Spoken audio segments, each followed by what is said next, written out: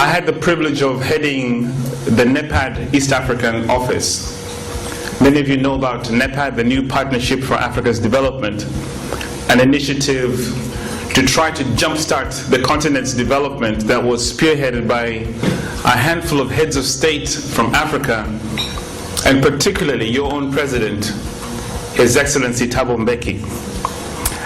One day I was sitting in the office in Nairobi and I was expecting someone to come and see me. And I had not told the secretary that I would be having an appointment. So she comes into my office and says, "There's somebody in the boardroom to see you." And I said, "Yes, I'm expecting somebody." And I rushed to the boardroom, and there standing before me was not the person I had intended to see, but a young man looking at me quite nervously. And I said, "What can I do for you?" And he looked at me and he said, "Sir, I'm looking for a job." Now my first instinct, my first impulse was to say, I'm sorry, we don't have anything right now. Give me your papers or leave them at the desk. We'll get back in touch with you.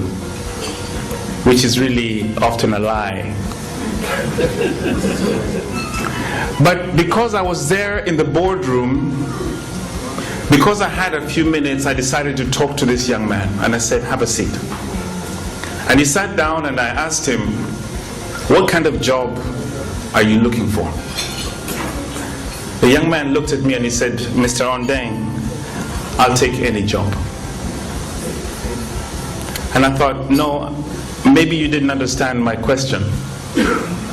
Maybe you need any job now, but what are you pursuing?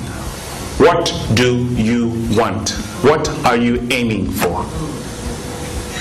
He looked at me, he looked down, and as I looked at him, a well-presented young man, his papers presented a well-educated young man whom I thought should be on the cutting edge of our young people who are progressing and going forward.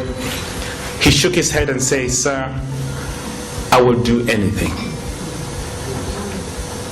So I thought, let me try a third time. And I said, "You're not talking to the human resource person or the secretary. I'm not promising you a job, but if there's a job, it is me who's going to make that decision. I'm asking you, what would you like to do?" And he looked at me, and again, the young man, almost shaking, said, "Sir, I will do anything." As I escorted this young man out of the room after that short discussion, I thought I saw not just a young man dejected walking out of the door, but in a way I saw a whole generation walking out that door.